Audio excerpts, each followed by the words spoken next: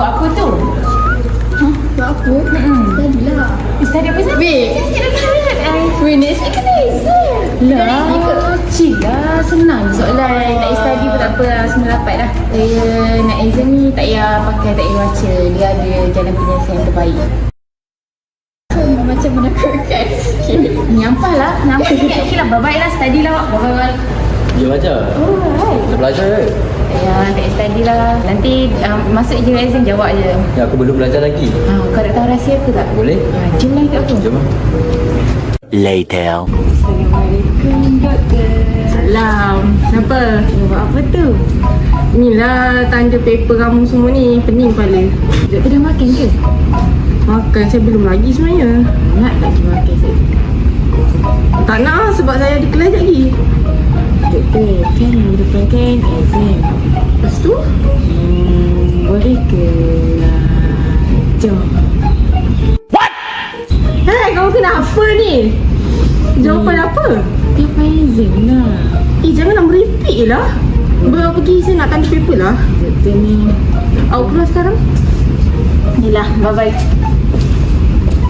Meanwhile, Macam tak cukup duit pula bulan ni. Dan budak tu nak offer aku. Call dia kejap. Mengenai yang awak offer tadi tu, saya rasa macam boleh lah sebab doktor pun perlukan duit juga. the next day.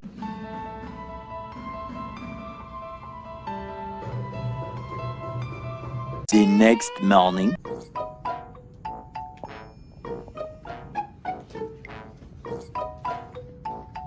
The following Thursday. Ini bisa keluarkan jom cik. Alah, jom. Jom. Kita dapat E lah. Wah, cool. Alah, kita dapat P je. Tapi tak apalah. Kita dah buat yang terbaik dah. Dah dapat bija. Aduh, kan dah kata kita orang dapat jawapan daripada lecturer.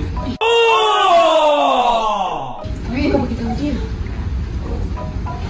Tak apalah, jom makan, tak ada apa. Hello, SPRM, saya nak buat aduan ni. Baik, saya akan maklum, saya akan datang sekarang. Tahu? Raya.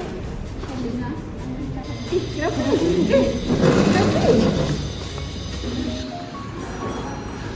Ingat ya, jangan gadaikan maruah demi duit.